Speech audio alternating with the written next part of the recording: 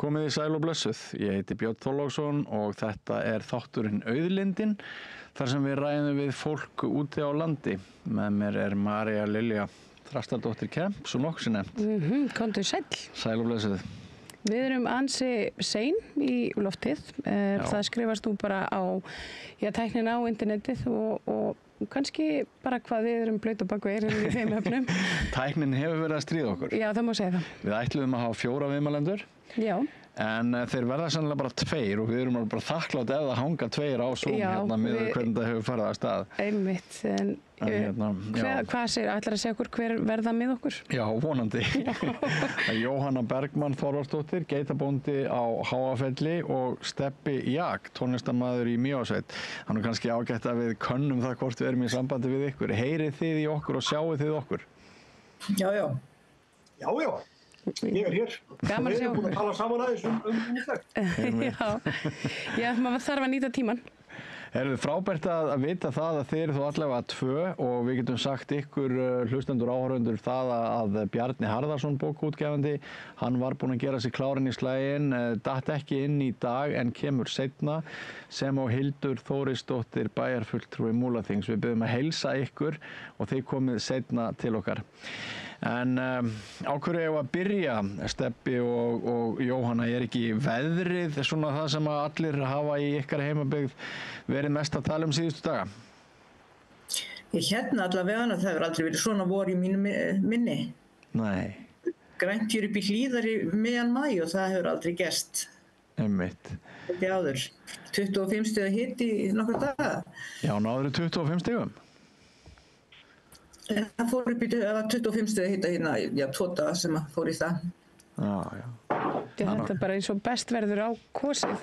Við höfum nú, veðursælan hefur nú leikið okkur Björn Þorláksson eins og sjá má og við erum opaslega tönuð. Þú ert í sundlífunum og það er auðvitað, hvað er svona það helst sem að þið eru það hafast við þarna út í sólinni? Já, ég er alltaf búin að taka, ég og mín góða kona Kristín Sif erum búin að taka gróðurhúsið og byggja það upp á nýtt og planta í það. Já. Og okkur leið síðustu helgi eins og við værum rosalega sein vegna þess að þá komið svo mikið sumar og mikið vor að manni leiður svo að það væri allt sem einhvern veginn komið í raskat, en svo kíkir maður á hvað maður var að gera á sama tíma í fyrra og þá vorum við alls ekki að byrja að undirbúa að setja neitt niður, það var ekki fyrir miðjan júní sem það fór að gerast. Þannig að við erum bara duglega undan áætlun og grænu putarnir bara grænka. Já, það munaði nú ansi litlu, Stebbi, að þú værir ekkert hérna í hlýjendunum í Mývatnssveit heldur væri staddur á sviði út í umdeildri Eurovision keppni. Er einhver taugur sem að þakkar fyrir að þú varst ekki á sviðinu fyrir okkar hönd með að við allt þetta fokk sem verðist að verið í gangi í þessari Eurovision keppni? Nei, ég náttúrulega fór náttúrulega í undankeppnina hér til þess að vinna hana. Ég ætlaði að gera það og ég er þannig byggður að það sem að kemur til mín ég reyni að búa til einhvers konar gjöf úr því sem ég fæ, þannig að það hefði komið einhver hríð á móti sem ég veit ekki í hvað forman er að koma til mín persónulega, en ef hún hefði komið þá hefði ég bara breytt í eitthvað skemmtilegt, vonandi. Já, einmitt. Jóhanna, horfðið þú á Eurovision með svona, hvað maður að segja, beiskan munn og tár á hvarmi, líkt og sumir aðrir? Nei. Mér finnst að músíkin einu kannski ekkert að svona, maður allavega ekki farið að hætta að tala við börn sem fá að horfa á þessa keppni. Strákarnir stóðu sig vel, en þetta finnst mér alveg fáránlegt að Ísrael séu höfuð með í þessum þætti með að Rússland sé það ekki, og eftir manni skilst að hafi nú verið eitthvað svindl í niðurstöðunum, þá er þetta orðið hálfgerður og klældið. Já, þetta er leiðilegt. Keppnin alltaf skemmtileg út af fyrir sig. Já, ég upplifði þetta sem Svanasöngin, það datt að mér andlitið í atkvæðagreiðslunni og Ég ætla aldrei aftur að horfa á Eurovision. Nei, mér finnst þetta svolítið hafa mist marks, þessi mikla sameiningakeppni sem átti að svona, vera eitthvað skona boðberi friðar orðin að svona, bara svolítið svona kvíðvænlegum viðburði í samfélaginu. En ég sé að Hildur Þórisdóttir, henni hefur tekist að ganga til liðs við okkur. Er hún dottin inn? Já, hún hingað komin. Hildur, heyrir í okkur? Ég heyri ykkur, sælverði. Má ég beðið að kannski snúa símanum í svona lárétt í landskeip. Svona. Já, við látum það líka með þetta.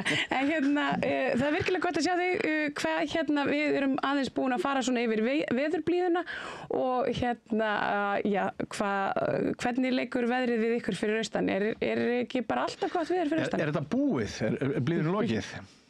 Nei, það er alveg bong og blíða í dag en samkvæmt veðurspánni er þetta síðasti dagurinn í bili. Það er búið að vera bara tíð núna vikum saman. Ég raun að vera allan maímánuð og apríl var mjög góður líka og við bara munum ekki eftir öðru eins vori og byrjun á sumri. Þannig að þetta lofa góðu en það er svo sem rigning í kortunum sem veitir svo sem ekki það því að gróðurinn er bara mjög þurr. Og ég raun að vera veðrið búið að vera það gott að nú er bara komin hætta á gróður eldum, sérstaklega upp á Héraði. Þannig við fögnum rigningunni sem er í kortunum. Þetta er búið að vera ótrúlegt. Hildur, ég skulle trufla þig en það eru tilmæli frá tæknifólki um að þú sért á hvolfi í mynd. Þannig að ég þarf að biðja þig að taka, það er svona skjálás, svona einhver snúlingslás á, skilst mér, sem ætti að snúa þér á réttan kjöl. Við skulum reyna að finna út úr því. Já, en kannski þangað til, ég er nú svolítið spennt að heyra aðeins meira geitarækt. Já, er það rétt að þú hafi bjargað geitinni frá útrýmingu Jóhanna hér á landi? Við getum kannski ekki sagt að við bjarga geitunum í heildina því að í 60 ár voru geitur bara gæludýr hérna.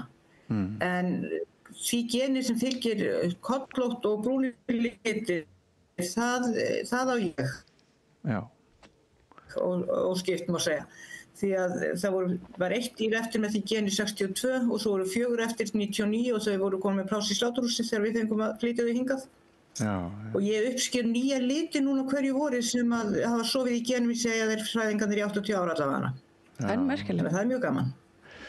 Er þetta hluti af ferðaþjónustu hjá? Og svo kannski segja margir ég hafi smitað á af geitaræktinni.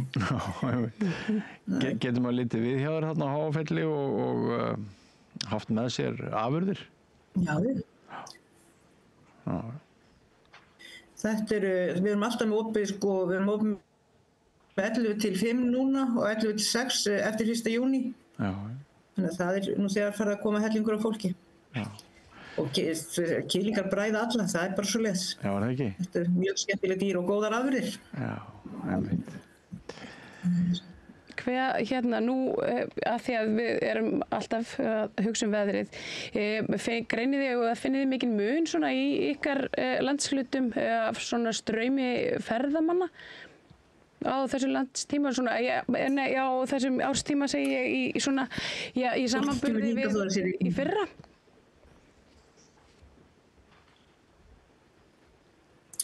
Ég sem ekki á þessum árstíma hef ekki fundið mun. Það byrja að koma túristur meðan mars og það er alltaf slæðingur. En Íslendingar er kannski meira núna heldur en hafa verið. Helgar og svona. Já. Stebbi, hvernig með Mývatnssveitina? Þetta er náttúrulega einhver mest sótti ferðamannastaður heimsins. Er allt orðið fullt af ferðamannum? Það er búið að, þetta náttúrulega kemur það svona breytist áferðin á ferðamennskunni milli ástíða. Það kemur út af flugi til Akureyrar, þá fáum við fólk frá Belgíu, Austurríki og Hollandi mikið. Já. Og í tengslu við það sem við köllum Void-verkefni og ég er stundum að vinna í því með að gæta. Gæta snjósleða og jeppaferðir og gönguferðir og ýmislegt annað. Þá er allt svona útsett og það fólk kemur og er alveg í heila viku í senn. Þá erum við mikið svona náinn ferðamanniðina, sem við maður segja, þegar kynnist með fólkinu eitthvað. svo breytist, svo kemur sko alveg svona guðsa frá í rauninni Asíulöndum, svona rétt eftir þá upp úr því, svona eftir mars eitthvað leis. Já. Og þau eru rosa sjálfstæð, koma bara á sínum koma bara á bílalegu bílum og að gista mikið bara í svona bændagistingum og ekki mikið að í rauninni sækja kannski svona skipulega ferðir eða skilja kannski mikið eftir sig í slíkt sko, þeir kannski kaupa eitthvað í búðunum og þannig en eru rosa mikið bara á eigin vegum og svo núna að koma bara þessi hefðbundni ferðamaður sem að bara koma skip til Akureyrar, að koma butalingar, að koma fólk á bílum og svo framvegis, bara allt, heila klappið. Ég að skilja það rétt að sko þú getur talað tvær típur af ferðaþjónustu, annars vegar þessa hefðbundnu þar sem að mest var að gera bara yfir háun, yfir sumartíman en síðan hafi orðið mikil breyting með þessum beinum flugum frá Akureyri. Já, og það var komið á ágætis ról í rauninni þangað til að svo COVID kom aðeins og kaffærði það aftur og svo að byrja upp og nýtt í rauninni núna síðustu svona 2 ár. Já. Og þetta mikil og góð innspýting fyrir okkur hér að fá þessa ferðamenn inn að því sérstaklega þegar þeir koma að dvelja í lengri tíma. Þetta ekki þetta típiska sem er stoppa 1-2 daga eða keyra beint í gegn, þau eru hérna og eru að nýta sér þær ferðir og þær þjónustu og það sem við höfum upp á að bjóða hérna á svæðinu sem er æðislegt og þetta er mjög skemmtilegt að þjónusta þetta fólk. Og skapar hellingarstörfum?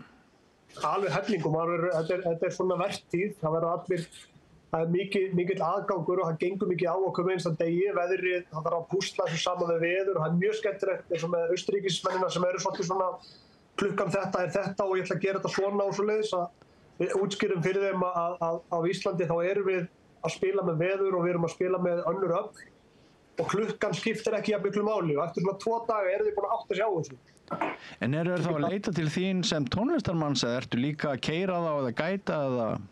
Ég er mest bara að gæta en ég hugsa að við bætum þessu inn í pakkan, það eru mestmegnis eru ferðir, gönguferðir við bjóðum á gönguferðir upp á Hverfjall til að horfa á sólina og koma upp, við bjóðum á snjóslega ferðir, þrúgu, labb, jeppaferðir, hellaskoðun og alls konar matarkynns og svoleiðis.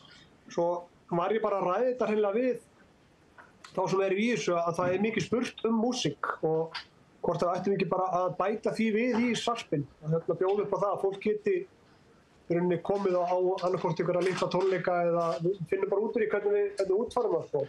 Þetta finnst mér mjög áhugavert og þá væri gaman kannski að senda boltan austur til Múlaþings, til þín Hildur. Þið búið náttúrulega ekki svo vel að vera með beinflug, það frá Egilsstaðaflugvelli út fyrir landsteinana yfir vetrartíman eða hvað, eða kannski bara aldrei eða hvernig er það? Jú, það er eitt og eitt flug sem er beint frá Egilsstaðaflugvelli og ég fór nú sjálf bara til Kraká í Póllandi núna í haust og það var bara frábært. Fara frá Egilsstöðum og lenda þar og vera svo bara í hálftíma að komast heim. Það mætti vera í miklu meiri mæli því að þessar ferðir sem hefur verið boðið upp á, það sem er beint flug til Evrópu, það bara hefur verið vel sótt og mikil eftirspurn. Þannig að ég held að það sé alveg ljóst að það er markaður fyrir þessu. Já. Og við þurfum að gera mikið meira af þessu því að ég meina við erum með glæsilegan flugvöll sem að við viljum gjarna nýta mikið meira og við höfum bara séð hversu mikið lyftistöng þetta hefur verið fyrir Akureyrarflugvöll að koma á þessu beina flugi og bara lífsgæði fyrir íbúa þar. Einmitt. Eru þið þá með fólk í því að herja á erlendar ferðaskrifstofur og jafnvel erlend flugfélög, er einhver vinna í gangi að reyna að fá þau til þess að fljúga beint til Egilsstaða? Það hefur verið vinna í gangi og hún hefur mestmegnis verið unnin innan Austurbrúar sem hefur haft utan það verkefni og vonandi bara fyrir að sjá þetta raungerast. Við sjáum bara það fyrir norðan að þetta gengur upp og þetta eykur lífsgæði íbúa mjög. Þannig að ég er nú vongóð að þetta muni takast. Það líka svo rosalega gott að létta aðeins kúpnum af höfuðborgarsvæðinu að umferð ferðamanna dreifist betur. En það veit nú Reykjavíkurstúlkan hérna mér við hlið betur en ég. Umferðina? Já, ég reyndar er mikill andstæðingur flugvallarins í Vatnsmýri. Í Vatnsmýri, já. Já, þannig að ég ætti nú kannski, en ég meina það myndi nú kannski, nei, það myndi ekki létta neitt einhvern veginn að breyta. Ég veit ekki, ég er alveg patt, ég komin ekki út í hotn hérna í þessi samtali. En mér langar svo að spyrja ykkur, það er svona ýmislegt sem hefur gengið á í vikunni. Það eru fréttir, ég meina veiðigjöldin, þau torgið á RÚV tók svo litið á þessu. Mér langar svo að spyrja þig, Hildur, hvort að þú hafir fylgst með þessu umræðu eitthvað? Já, ég hef gert það eins og ég held bara flesti landsmenn hafa gert og bara bind vonir við að þetta komist í gegnum þingi fyrir sumarfrí. Það er náttúrulega búið að vera málþóf hjá stjórnarandstöðunni eins og við höfum öll séð og ég er þeirra skoðunar að þetta sé löngu tímabært og þetta sé réttlátt aðgerð sem að við hefum kannski viljað sjá fyrir allmörgum árum síðan. Þetta er sjávarútvegur á Íslandi hefur rekinn bara með glæsibrag og við erum til fyrirmyndar bara í nýsköpun og bara nýtingu, full nýtingu afurða. En það hefur ekki verið sátt meðal þjóðarinnar þann arð sem að þessi mikilvæg undirstöðugrein hefur verið að skapa. Þannig að þetta er sanngjarnt. En Hildur það hefur gengið gríðarlega vel síðastliðinn áratug, þannig að þetta bara, ég vil sjá þetta komast í gegnum þingið. En Hildur, mér langar að spyrja þig eiginlega persónulegra eða hreinskilnislegra spurningar. Ef þú værir í Framsóknarflokknum eða Sjálfstæðisflokknum, heldur þú myndir nokkru sinni bara þora að lýsa því yfir að skoðunin væri svo sem að þú hefur? Já, ég held ég sé nú þannig gerði. Ég segi nú oft hluti sem aðrir þora kannski ekkert að segja og það er kannski þess vegna sem fjölmiðlum hefur þótt skemmtilegt að tala við mig. Mér finnst þetta bara vera spurning almannahagsmuni og þarna finnst mér bara Sjálfstæðisflokkur og Framsókn ekki vera að verja almannahagsmuni.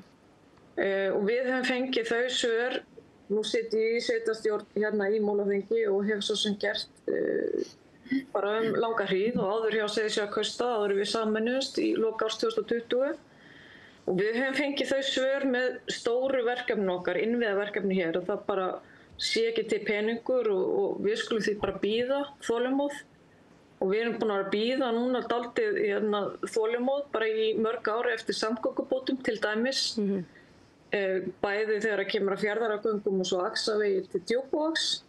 Við sættum okkur ekkert við þau svör lengur og það sé bara ekki til peningur og það megin sé hann bara ekki sækja peningin það sem hann sannarlega er til. En óttist þið ekki bara að skilja það, þetta er þjóðareign. Við þjóðin eigum auðlindina í sjónum saman. En er ekki ákveðin hætta að þessu verði svona misskipt á milli byggðarlaga? Ég meina þessi gjöld sem að sannarlega munu safnast inn í ríkiskassan hvernig haldið þið að við getum tryggt að þau rati einfaldlega á rétta staði?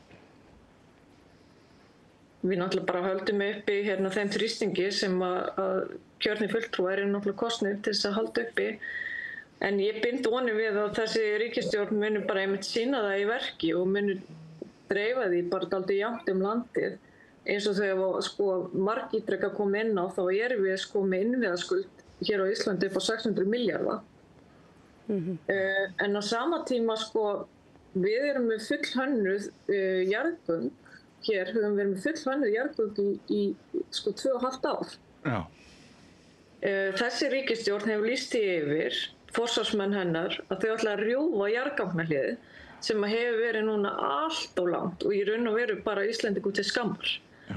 Þannig ég bara er nokkuð bjartsýn að þau munu efna sín orð og setja peninga hingað austur til okkar því að við höfum beðið á hakanum mjög lengi og þolinmæðin hún er orðin lítil.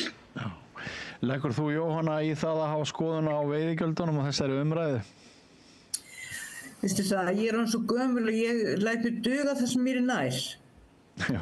Ég var lítið að velta mér upp úr þessu en auðvitað ég held ég þetta séu sanngjarnir gjörningar en ég hef mjög lítið að velta mér upp á pólitík og svona því sem ekki mér kemur. Já, og Stebbi, það nú ekkert gáfulegt fyrir þig að vera mikið að skipta þér að pólitík, myndu þá ekki bara sumir sleppa því að panta þig ef þú væri með einhverja umdeildar pólitíska skoðanir?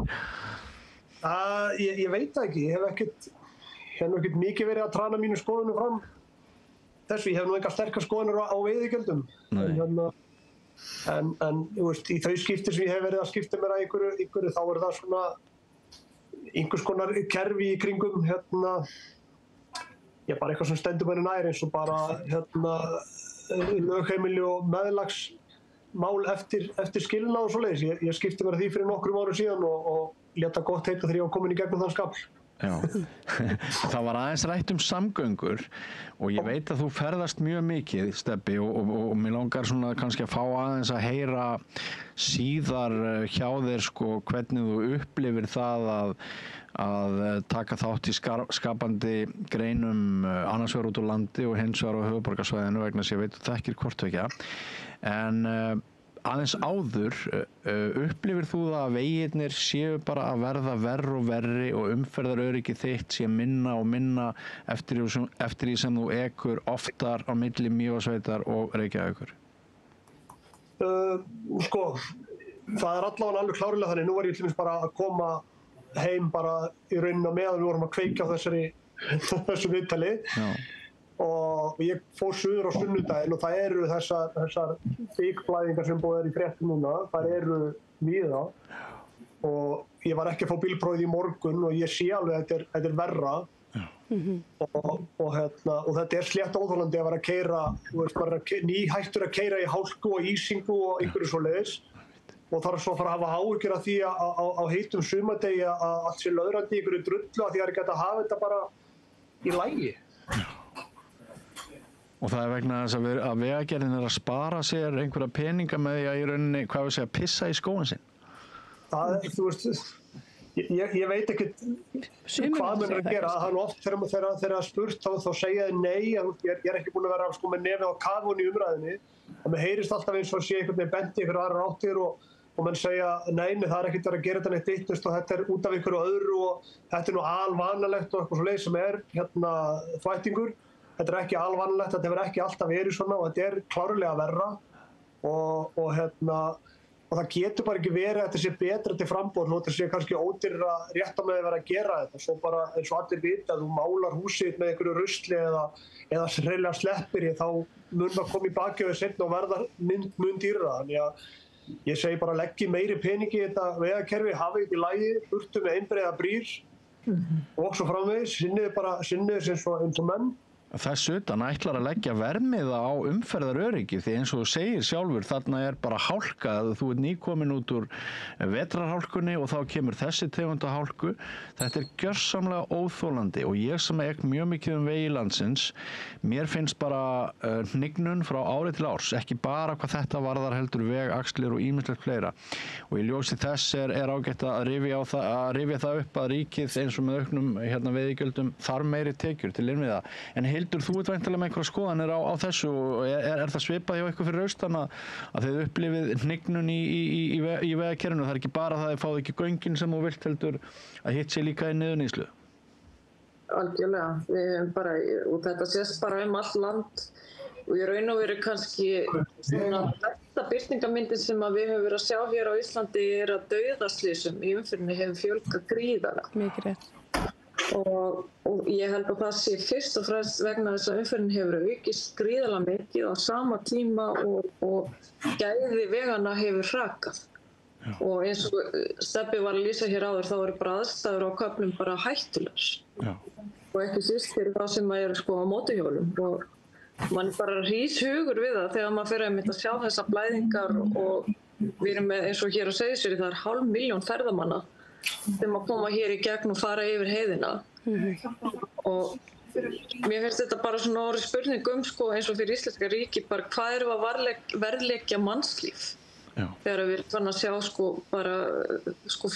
fleiri mannslíf tapast á hverju einasta ári vegna þess að veginur okkar í kringum landi er ekki í lagi. Og nú háttar þannig til að eiginlega öll landsfjölmiðlun, henni stýrt frá höfuðborgarsvæðinu og þannig eru hagsmunir þeirra sem búa á höfuðborgarsvæðinu einfaldlega allt aðrir heldur en alla þeirra sem búa út á landi. Já, mikið rétt. Og það að heyra ykkur lýsa þessu til dæmis bara þessa umræðu vantar á okkar stærstu landsmiðla hér á höfuðborgarsvæðinu. Ég er sammála því, en mig langar að því að við vorum að tala þessi gjöld og svona hvernig væri hægt að ráðstafa þeim. Eitthvað, Jóhanna, í þinni heimabyggð sem að þú sér fyrir þér að hérna, já, mætti betur fara svona af innviðum, heilbrigðisþjónusta eða þjónusta við bændur eða já, bara vegagerðin? Alltaf fyrst og fremst vegaþjónustan því að sko bæði fyrir utan allar þessar holur í malbyggi sem að eru að sprengja dekk hjá fólkinu að þá við búum við malarveg, það eru 8 km frá sem sagt malbyggi til okkar og vegurinn yfirleitt sko það hefur ekki verið sett ekki borið ofan í hann í 20 ár þannig að þó að sé heflað einu svona sumrið þá gerir það ansi lítið gagn og fólk að koma hingað 7-8.000 manns á ári til okkar og það vil samt ekki duga til þess að sé að skipta ykkur máli hvernig vegurinn Sonur minn fór 5 ferðir held ég í vetur til þess að draga fólk upp sem fór út af í hálku hérna á þessum bara síðan rétt í okkar landareign. Já. Og það eru 2 bílar búin annar að velta og annar að fara út af túristum hérna í vor. Við komum að Kínverjum sem hafði farið veltu hérna út af og var að draga þar út úr bílnum fullorðinn mann sem var fastur á bakvið þess að á milli stólaða og þannig að þetta orðið mjög varasamt sérstaklega fyrir þessa ferðamenn sem að ekki eru sko vanir að keyra á malarveg.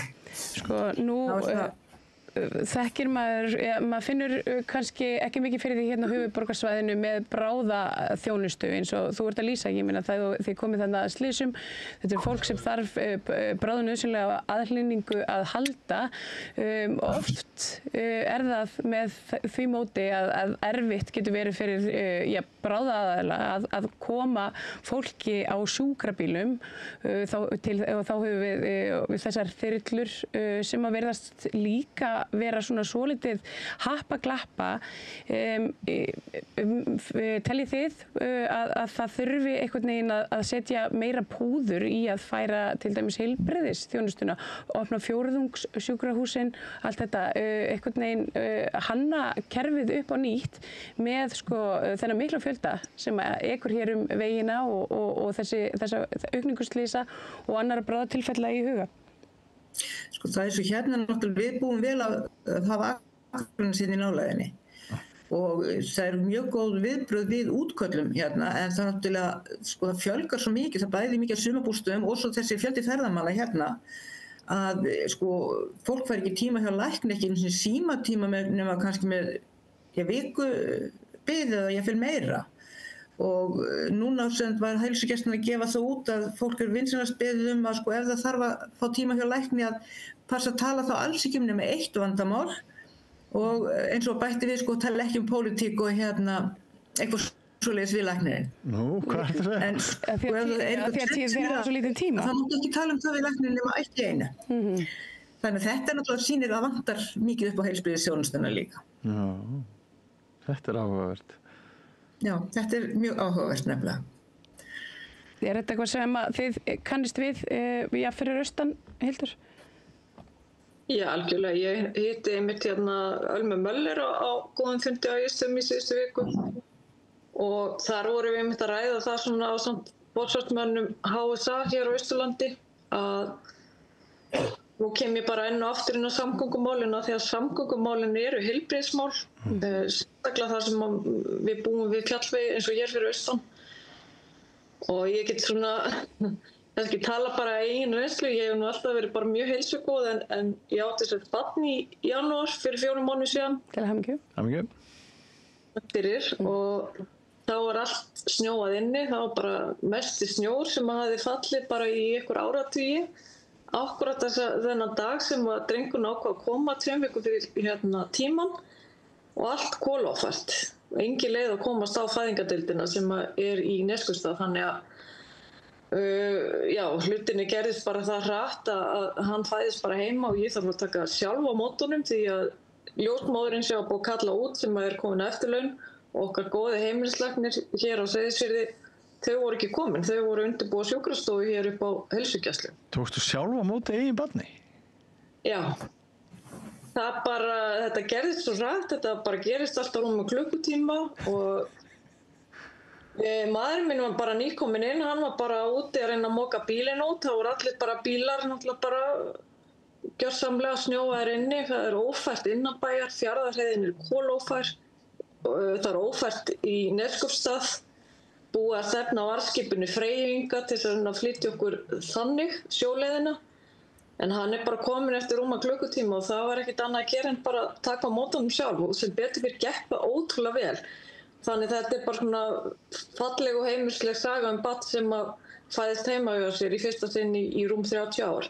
En ég hefði líka geta verið að eiga við það að hafa fengið hjartaáfall eða heilablóðfall. Já, einmitt. Þá er hjálpin ekki aðgengileg og það er það sem við getum ekki við. Það er alveg rétt, en mann langar nú samt til þess að staldra aðeins lengur við þessa hetju persónusögu. Þér er nú sannlega ekki fisjað saman. Varstu ekki hrædd? Nei, í raun og veru ekki. Ég er ekkert róleg þegar þetta fer alltaf staðan morgunum. Ég finn þetta að gerast mjög hratt, en í raun og veru þá bara, þegar þú ert komin í svona hríðar ástand, þá er í raun og veru ekkert annað að gera en bara taka aðstæðanum með þessu rifu og bara taka stáðið. Við stakka þekkjum það. Ég er það og var nógu yfirveguð til að geta bara tekið á móti drengnum og maðurinn minn einmitt aðstoða nýkominn inn úr snjómóstri, sko. Þetta er alveg mögnuð saga. En Stebbi, mér langar svo að spyrja þig að því að nú er alltaf verið að tala það er þrengt af menningunni hérna á höfuðborgarsvæðinu með tilkomu hótelbygginga og hérna keksinu var lokað og tónlistafólk og listafólk hefur verið svolítið gagnrýnið á svona skipulagsyfirvöld og bara einhvern veginn svona samfélagið í heild að við séum að láta fórna hérna miklum hagsmunum fyrir einhver svona skjótan gróða. Hvernig finnurðu eitthvað fyrir því að menningin sé að færast kannski frekar út á land? Frábær spurning. Mér líður eins og þetta sé erfitt allstaðar, sko. Og að koma sér á framfæri að finna staði til þess að koma fram á eða eitthvað slíkt það er hvergi auðvelt og í rauninni er þetta bara þetta í rauninni meikar ekkert sjens en að einhver ástæði þá heldur maður áfram að moka þennan skurð og ég hef í rauninni þann háttin á að ég reynir bara að vera engum háður, ég reyni að bjarga mig bara sjálfur, vera sniður að finna mig leiði til þess að koma mér á framfæri, ég held tónleika í bílskúrnum mínum á sumrin, ég þefa upp í alltaf staði sem ég get komið að, hvað segirðu? Í Reykjahlíðarþorpi er það ekki? Jú, akkurat. Ég er búinn að vera með það, það var nú eitt af þessu komið upp úr þessu COVID-ævintýri til þess að bjarga sér að það máttu koma 20 saman, þá var einhver hópur sem var að reyna að finna sér eitthvað að gera í sveitinu og eina sem ég gat boðið upp var að spila í skúrnum því allt annað var lokað. Og þá í rauninni byrjaði með þetta koncept sem heitir bara í skúrnum hjá Stebba Jak og svo hef ég í rauninni bara tekið það og ég fer með það bara á fleiri staðir. Ég finn mér eitthvað sem er þá ígildi skúrs annar staðar á landinu og er mikið einn bara að spila því þá er það lítil áhætta, lítil tækjabúnaður og þetta, svona reyni ég að redda mér svona öllu jafna en svo er það, þegar maður langar til þess að halda kannski eitthvað aðeins stærra eða meira þá eru ekkert rosalega mörg húsnæði sem eru kannski ætluð beint bara í tónlistarflutning, þetta er alltaf einhver bar og eitthvað eða þetta er alltaf einhver svona mixast alltaf einhver nokkur atriði saman. Og á ekkert oft endilega heima saman því það er alveg eitt að vera að spila á pub fyrir fólk sem er þá bara komið til þess að skemmta sér og fá sér í glas og hittir svo að kannski vera að halda einhvers konar fókusur eða tónleika sem er allt annað markhópur og það vantar eitthvað svona eitthvað eins og keksið í rauninni gamla Róseberg eins og það var Græni hatturinn er náttúrulega til ennþá Tehús og Egilsstöðum er vissulega til ennþá og það eru nokkrir svona staðir en það mætti alveg vera meira því að þetta er skemmtilegt. Já, myndirðu svona eins og gömlu félagsheimilin í bæjarfélögunum? Það mætti vissulega nýta þau betur. það líka annað sem kannski orðið flókið, það alls konar leyfi og hitt og þetta sem er svona, það kostar allt. Þú þarfst að borga svona gjald og hinn skattinn og þetta drasl og ég veit ekki hvað það þarf að vera dyravörur og svona alls konar sem það er að uppfylla alls konar, þetta kostar alltaf, þannig að maður fer á stað og hugsa af hverju ætti ég að fara að keyra 500 km í eina átt til þess að vona það að ég kom út á sléttu. Já, nefnitt. En sko, ég verð ekki bara að spila í Geitfjörðssetri fyrir sveitafólkið. Ég skal í alvörunni koma og spila fyrir þig og Geiturnar alveg hiklaust. Já. Ég verð með. Þú hefur gert þetta nokkur sinnum mjög skemmtilega uppákomum. Og mér finnst það mjög skemmtilegt, svona ykkur að segja, þá finnst mér þetta mjög skemmtilegi tónleikar að taka fyrir svona 30 til 50 manns í einhverju lokal sem að getur verið einhver skúr, einhver braggi, eitthvað heimahús eða eitthvað slíkt sko.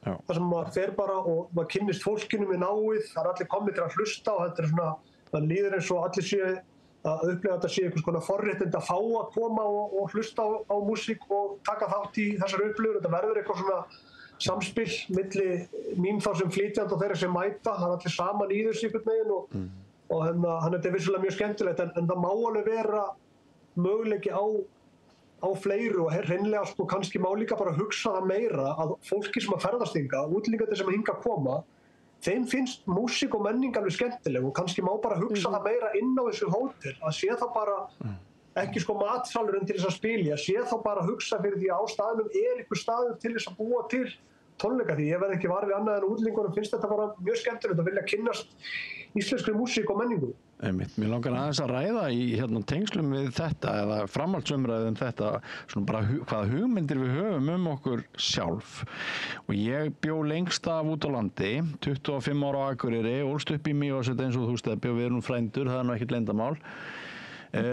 Hafði búið 10 ár í Reykjavík áður en ég fluttist aftur þangað fyrir 4 árum og hafði búið í 2 útlöndum, Wales og Sviss. Og allan tíman sem ég bjó til dæmis fyrir norðan og Akureyri þá fannst mér ég verið svona í vörn og mér fannst landsbyggðin ekki inn, mér fannst hún át og það var svona mjög mikill segull, drullaðir, atvinnulega suður, þar eru öll tækifæri en þetta var hark. Ef ég hefði ekki haft náttúrunni í Mývatnssveit og alls konar svona kenjar sem bundu mig við mína heimabyggði í Mývatnssveit þá hefði ég sennilega aldrei hafst við á Akureyri vegna þess að þar var ekki líka sama jafna hvað var það atvinnutækifæri. Allan þennan tíma, ég er allan tíma í fjölmiðlum og alltaf finnst mér eins og að ég þurfa að afsaka það og útskýra það fyrir vinum mínum á höfuðborgarsvæðinu Akureyri búið til landi. Núna finnst mér alltaf að snúist við. Núna finnst mér að ég sé alltaf að heyra það frá fleira og fleira fólki það sé opið fyrir búsetu út á landi og að munurinn á því að búa út á landi eða á höfuðborgarsvæðinu hafi einhvern veginn minnkað. Við sem að tala um fleiri kosti landsbyggðanna, ég held að það sé ein ástæða þess að við Marja erum með hana þátt að okkur finnst þið ekki hallærisleg, okkur finnst ekki hallærislegt að vera með hana þátt og tala við fólk út á landi, þvert á móti þá finnst okkur dálítið töff og meira töff að ræða við fólk út á landi og að lokna þessum langa monológ þá langar til þess að varpa þessu yfir til ykkar. Er þetta líka ykkar tilfinning? Ég bjó í Reykjavík í 4 ár, lærði hjúkrun og mér leið svo mjög vel þar en með barn á leikskóla allan daginn og svona þá og búin að alast upp í sveit, ég hef aldrei getað þess rættur í Reykjavík, það er ekki séns. Og mér finnst það rosaleg forréttindi að fá að vera bóndi. Við eignumst 5 börn á 6,5 ári eftir að við tókum við búi hérna. Þannig að börnin læra að vinna með manni og núna eru barnabörnin komin 4 hérna í næsta húsi og börnin tekin við og komin inn í og þetta er náttúrulega frábærasta búsetu kerfi, ef maður getur sagt svo, að kynslóðirnar búi saman. Því þetta er öllum jákvætt og geta haft barnabörnin með sér í öllum verkum, það er náttúrulega bara þvílík forréttindi. Maður getur passað að hjálpa til og svona svo er þetta félagsskapur. Og maður getur haft, hér er ég með garð og ég bý til alls konar hlaup og sultur úr blómunum í garðinum. Ég er búin að tína 3.000 fíblahausa í dag til dæmis til að búa til hlaup og síróp.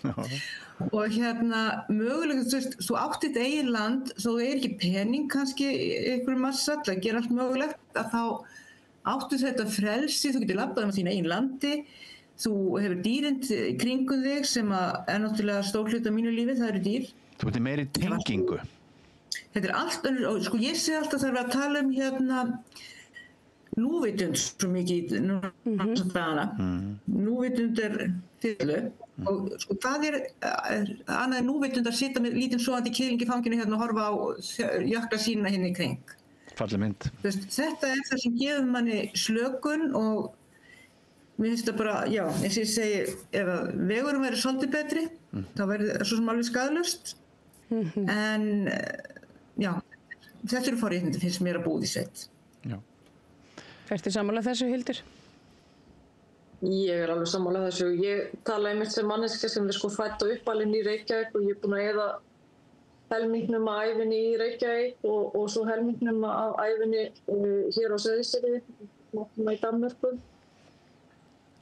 Og mér finnst bara lífsgæðin við að hafa tíma og þetta einfalda líf þar sem það bara ótrúlega auðvelt að hoppa út og hitta vini og vandamenn. Við einmitt við fjölskyldu, við erum með tengdaforeldra mína og afa bara nokkrum mínútum frá okkur og þau eru ótrúlega miklum tengslum við öll barnabörnin sín sem er bara lífsins gæfa og bara eitthvað sem maður verður ekki metið til fjár. En þessi tilfinning sem ég var að lýsa, tengirðu við þetta að þykir meira hipp og cool núna að horfa til landsbyggðanna en áður? Bara að landsmenn og sérstaklega þeir sem hafa alltaf búið í Reykjavík hafi haft svo skakka mynd af lífinu á landsbyggðinni en mínir vinir og ættingjar fyrir sunnan og kannski með hjálp samfélagsmiðla eru fann átt að sá því hvað lífsgæðin eru ótrúlega mikil hérna. Mér langar að fara að veiða, mér langar að fara að kajak, þá bara bý ég hér bara við sjóinn, ég bý hérna fyrir ofan lónið og það er ekki svo. Ég get hoppað hérna upp í fjall í fjallgöngum, maðurinn minn er mikið í skotveiði og mjög auðvelt fyrir hann að stunda það áhugamál. En maður langar að skíði á veturna, við erum með frábært skíðasvæði, ég er 8 mínútur að keyra á það. Hefur fólk út á landi meiri tíma til að sinna tómstundum sínum? Það er nú eitthvað sem kannski mig langar að vita því að ég hef aldrei tíma til þess að gera neitt. Það er nefnilega máli og það er það sem ég fann fyrir þegar ég var að stunda háskólanám og var í vinnu í Reykjavík. Mér fannst ég aldrei hafa tíma og mér fannst ég aldrei hitta fólkið mitt af því að það voru allir einhvern veginn á kafi í sínu. Og ég sakna þess. Ég hef gott dæmi hvernig lífsgæðin eru hér að við fjölskyldan fórum með litla 4 mánaða kallinn okkar á ölduna núna fyrir nokkrum dögum síðan í kaffibolla. Þar hittum við vin okkar sem eru sömuleiðis með litla nokkra mánaða gamla stelpu og við hittumst þar bara fyrir tilviljun og ákveðum sem bara borða saman. Þannig að hlutin það er svo auðvelt að vera spontant hérna og ég kann að meta það að vera bara svolítið í flæðinu. Þú þarft að vera svolítið í dagbókinu og skipulaginu fyrir sunnan og ég held að almennt við fólk kannski bara meira einmannaðar af því það er svo mikið hlaup og það er svo mikið álag. Ég held líka húsnæðiskrísan Þessu ég er alveg sammála með að vera einmanna. Það sem ég held að fólk sé miklu meira einmanna í stórborg heldur en út á landi. Og þú þekkir ekki kannski það sem býr í íbúðun og mótið í blokkinni. En ef eitthvað kemur fyrir hérna þá hringir maður á næsta bæ og fólki er komið leið ef það þarf eitthvað hjálpa við eitthvað eða svona, eitthvað kemur fyrir. Já. Þú getur alltaf að droppa í kaffi. Já, það er með samfélagsvitundinni að það er svona eins og ég bjó í risastóri borg og þar fann ég í raun fyrir meira og sterkara samfélagi í svona litlum klösum heldur en að ég hef fundið fyrir í Reykjavík eftir að ég flutti heim. Hvaða borg var það? London. Og þar eru svona lítil samfélög af því að borgin er svo gríðarlega stór að það verða til svona lítil samfélög. Skiptir hún upp í nokkur lítil þorp? Einmitt, og hún nefnilega skiptist upp í mörg lítil þorp en það er svona eins og Reykjavík hafi ekki alveg náði að vera það stór. Hér er bara einn miðbær og svo eru allt hitt úthverfi. Svo er húsnæðiskrísan og bílastæðakrísan. Þetta held ég að hafi breytt viðhorfum margra og svona auki fýsileika til að búa utan höfuðborgarsvæðisins. síðustu misseri? Ég held að og það er mín skoðun að það væri mjög sterkur leikur fyrir sveitafélögin að hreinlega fara bara í að byggja húsnæði og laða til sín fólk. Því að nú einhvern veginn tíminn fyrir það. Mér finnst eins og Björn segir að það sé svona, fólk sé farið í auknum mæli að svona horfa út á land frá höfuðborginni. Og ég held að það væri virkilega jákvætt ef að þar væri mikið og svona auðvelt að fá húsnæði. En það nú kannski kemur þá aftur að þessari innviðaskuld og það eru til litli fjármunir og annað. En svona í ykkar fjórðungum eitthvað húsnæðisuppbyggingu? Hvernig er hún í eitthvað takt við fólksflutningana í bæinn? Já, alltaf sem Mývatnssveit, Stebbi, allt húsnæðið þarna orðið núna undirlagt fyrir ferðamennsku, eða hvernig það? Nei, það í rauninni bannað að vera með gistingu í þorpinu, nema þá þetta 90 daga Airbnb og 2 milljóna þak.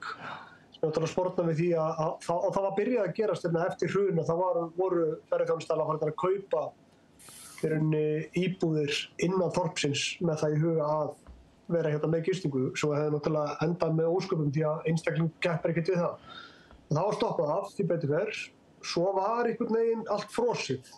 Það var svo að ætti ekki að byggja eitt einasta hús fyrir að væru x margir 10-15 búnir að sækja lóð, sem náttúrulega gerist aldrei allt í einu, af því að það meikar ekkert sens. Þannig að það kom svo, Þorsteinn Gunnarsson var að sveitarstjóri og veit ég hvort það hafi verið hann einn eða hvort hann hefði bara notað einhverja töfra til þess að hvetja fólk áfram. En það allan að byggðust heil gata loksins og þannig að það búið að vera svona ágætis gangur í þessu. Auðvitað var ég til að væri hraðari og allt þetta, en við þurfum ekkert að kvarta mikið. Það komið ágætis balans í þetta svona, þannig séð, en svo bara halda áfram og auðvitað það þannig að fullt af fólki þrífst betur út á landi, fullt af fólki þrífst betur í borgum. Ég geri bæði, mér finnst bæði fínt. Mér finnst borgin fín og mér finnst út á landi fínt. Ég bý 50% í Ólafsdal og 50% í Mývatnssveit og ég kann rosalega vel við bæði, en ég var hins vegar, ég var alveg þreyttur svona á ákveðnum köflum í Reykjavík og eiginlega sérstaklega á veturnar. Mér finnst veturinn í Reykjavík óþolandi. Út af í rauninni það verður bara allt svo mjög þungt. Það verður salt og skítur og drull allt og allt einhvern veginn verður svo erfitt. Maður er bara vanur í að eiga sinn bílskúr og sitt bílastæði og geta bara farið í steinan og þurran bíl en ekki alltaf þurfa að vera að skafa honum þegar eldist tjöru og vitlaus og maður getur lagt á sínu eigin bílastæði og alls konar, skilurðu. Og svo það líka bara þannig að það ekki þannig að út á landi fólk kann eitthvað betur að keyra en fólk í Reykjavík. Það misskilningur sem að fólk út á landi alltaf að dreifa. Það þarf bara einn að festast og þá allir hinir fastir fyrir aftan, alveg sama hvaða hæfileika hafa í akstri. Þá þetta einhvern veginn svona, ef það von og vondu veðri, þá fara menn að leggja bílunum annars staðar í götunni og eru svona, menn svona stillast inn á ákveðið tempó og Það þessum dýpri tenging svona við náttúruöflin og náttúruna í kring og bara samfélagið allt í kring. Já, ég bara eins og Jóhanna var að segja, að fólk það er svona samfélagsvitundin meiri. Ég veit kannski bara að konan í næsta húsi á ekki jeppa og ég veit að það þarf að komast í búðina og þá get ég bara spurt, þarftu að komast í búðina í dag og bara förum við saman. Já. Það líka, við erum með margar fréttir og margar sögur það seinni ár að einsemd fer vaxandi á meðal eldri borgara, alkohólismi fer vaxandi meðal eldri borgara, fólk situr bara sorgmætt eitt heima hjá sér og týnist og drekkur sig út úr heiminum og vanlíðan unglinga og annað því. Vöðvarýrnun er eitthvað mega mein af því að fólk er hægt að hreyfa sig og það er alveg rétt að það er ekki þetta innra eftirlit á höfuðborgarsvæðinu sem að félagsauðurinn, hann er meiri í þessum efnum út á landi. Já, ég held að það svo hljóta að vera. Nú hef ég ekki búið nema aðeins bara hluta ári. Til langar að flytja út á land. Já, ég hugsa að það kominu að því ekki daginn að ég kom ekki á Austfirðina. Já, Austfirðinir eru náttúrulega einstaklega fallegir. Það er svo mikið sól þar, skilst mér. Já. og engar smá valkyrjur sem þar búa, þær bara taka sjálfar á móti í börnum. Ég veit ekki alveg hvað því það lítur að vera eftirsóknarvert að kynnast þessu fólki betur. En það er búið að vera virkilega gaman að spjalla við ykkur. Þetta hérna tíminn hlaupið svona frá okkur. Má ég samt aðeins ef að skilja við þau hvað þau ætla að gera vegna þess að ég held nefnilega þessu með Stefán, ég held að Stebbi sé að fara að gera eitthvað skemmtilegt í kvöld. Herðu, ég vil endilega heyra það. Það er fyrsti dagur í varpi og nú veit ég að Bjössi, hann vill vera hér. Hann hefur engar áhuga að vera hérna í Greenpeace peysunni sinni fyrir sunnan og missa fyrsta í varpi, en engar áhuga við förum aftur um nokkra daga. Velkomin. Takk. Þegar þú segir varpi, hvað er að verpa? Hvað segir þau? Við erum með endur bara og náttúrulega stærsta andavarpi í Evrópu. Heimi. Vantilega heimi, já, og ekki bara með höfðatölu, heldur bara með allt, öll viðmið. Og það er bara hefð fyrir því að ganga hérna varpi. Við förum eftir mjög ströngum, gömlum reglum og fólk heldur stundum að þetta sé gert einhvern veginn í óþökk andana, en það er bara ekki rétt. Við erum hérna í mesta bróðurni, við og endurnar og allir fuglarnir, og þetta er búið að vera í þessu jafnvægi í árhundruð og við höldum bara þessum hefðum áfram. Má ég að spæta við, það er semst farið í hólmana í vatninu, Stebbi. Já. Stundum gangandi, stundum ef það er hægt, stundum á bátum og alltaf skilið eftir á hverju önd að minnst kosti 5 egg, ekki satt? Jú, fyrir eftir hvaða önda er. Þú með svona reyndari mann eins og pappa minn sem útskýrir þetta fyrir svona on the go, og þetta er einhver tilfinning sem að menn hafa og það er vist bara. Já.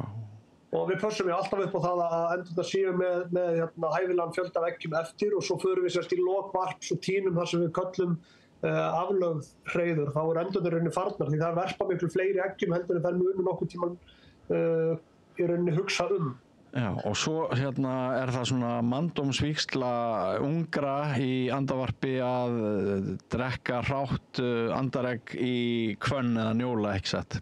Akkurat. Það er ekki skemmtilega til lífinu en þetta. Já, ég ætla bara að taka ykkar orðum fyrir því. Ég ætla ekki að drekka hrátt egg. Nei, við fyrirgefum það. Ekki segja svona vitleysu. En er eitthvað skemmtilegt á döfinni hjá ykkur tveimur hinum svona í lokin? Svona í kvöld, meinarðu? Já, og helgina næstu daga kannski. Já, sko, ég fór að kjánast í nám. Ég hélt ég hefði svo mikið lausan tíma því ég þurfti að fá nýja mjöðm og nýtt hné og svona. Ég hélt ég hefði auka tíma og skráði mig 2 ára nám í grasalækningu. Þannig ég að fara á tíma á því núna eftir og svo fyrir ég ganga frá öllum fíblónum sem ég til afhauðsaði og koma þeim olíu eða sjóða. Ég keypti einu sem ég á þér fíblarhlaup, það var mjög gómsætt. Þú fær bara fría auglýsingu hérna hjá mér. Ok, þú ert búin að smakka? Já. Núna pröfaði ég að gera fíblar marmelaði, hafði blóma stráin með gulu og það er náttúrulega miklu hollara, því fífill er náttúrulega hollasta jurt sem við getum borðað. Og ég held að það sé eina sem eiginlega seldist fyrir Amerikanina sem komið hérna í morgun. Það kom 20 manna hópur og það fóru ansi mikið hluti af þessu marmelaði, en þvílík vinna að búa það til og plokka allt blómið niður. Það Eru engin rótfrjótarefni? Nei. Sykur. Já, einmitt. Ég er samt reyni að hafa hann í lágmarki. Já, akkurat. En hvað segir þú, Hildur? Næstur á fjólurnar sem verður ráðist á. Já. Hildur, það verður ekki lunga í ár. Nei, því miður. Síðasta hátíðin var síðasta sumar og maður þekkir í raun og veru ekki lífið á Seyðisfirði án lungahátíðina, þannig að þetta verður dálítið tómlegt. Ég er svona ein af þeim sem hefur alltaf sótt hátíðina og er bara svona mikill listunnandi og bara einmitt alltaf fara á tónleikana og þetta er bara svona einmitt ekki lífið okkar litum í júlímánuði, þannig að það verður dálítið viðbrigði, en allt hefur sinn tíma og við bindum vonir við að innan skamsaminn jafnvel eitthvað annað taka við. Já, verður ekki alltaf svo, en er eitthvað á döfinni núna bara helgina eða á næstu dögum? Já, allavega, ég er í fæðingarólafi, þannig ég bara lifi alveg í klæðinu og allir fara ekki bara að finna bóndan sem verður varpi götu bæjarins með barnavagnin og þá var hann bara með mér í kaffi á öldina. Og þessi bær dálítið evrópskur af því að við erum alltaf, mjög lengi, í 50 ár við erum þessa tengingu við Evrópu, þannig að hér sitja heimamenn og ferðamenn bara mjög gjarnan úti við og drekka sinn bjór eða sitt kaffi eða geða sér einhverju góðu. Við erum með dálítið gott úrval af veitingastöðum hér. Þannig það allavega framið í góða venni í dag og svo klára að reyta beðið svona að það byrjar að regna. En kosturinn við að vera beinni útsendingu er að þá getum við tekið á móti skilaboðum frá þeim sem eru að hlusta og horfa á okkur. Og ég var að móttaka enga skilaboð þar sem að því haldið fram að besta setningin sem fjall í þessum þætti okkar, það var þegar Jóhanna sagðist ætla að ganga frá fíflunum sem hún afhausaði.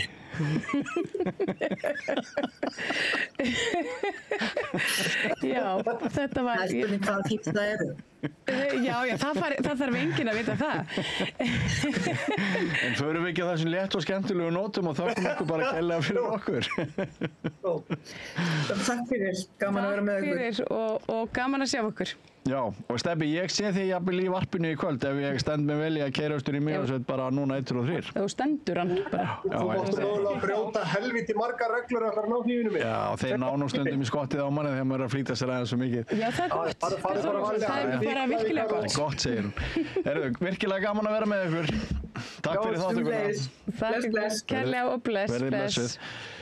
2 orð svona til þess að rappa þessu upp, þetta með samgöngunar. Ég er eiginlega alveg viss að þú varst ekki með þennan vinkil í hausnum í rauninni. Nei, byggblæðingarnar og og bara hættulegt, bara fólk bara líður illa að aka veginn út úr landi. Nei, þetta það er alltaf gott og það er nú kannski þess vegna sem að ég valdi mér þetta starfa því að ég hef svo óbærslega gaman af því að kynnast fólki og skilja fólk og þetta er auðvitað bara eitt liður í því að átta mig á því að veröldin er ekki bara það sem ég sé, heldur upplifanir annarra og það er svo augljóst þegar við komum hér saman og ræðum við fólkið á landsbyggðinni að okkar sjónarhorn er nú svona oft fremur bjagað því að þetta hefði aldrei hvarflað að mér. Nei, og svo er það sko þannig að þegar maður starfar fyrir stóru fjölmiðlum út á landi, eins og ég var mjög lengi á RÚV, lengi á Stöð 2 og öllum eins og stórum miðlum DFF og svona, að sko nálarauga er alltaf Reykjavík. Þú ert að koma fréttinni inn reykvíska nálarauga. Þannig að þegar þú segir ég með þessa hugmyndafrétt, þá ertu ekki alveg sjálfstæður sko, sem blaðamaður eða fréttamaður út á landi. Það er að fara í gegnum matið á höfuðborgarsvæðinu.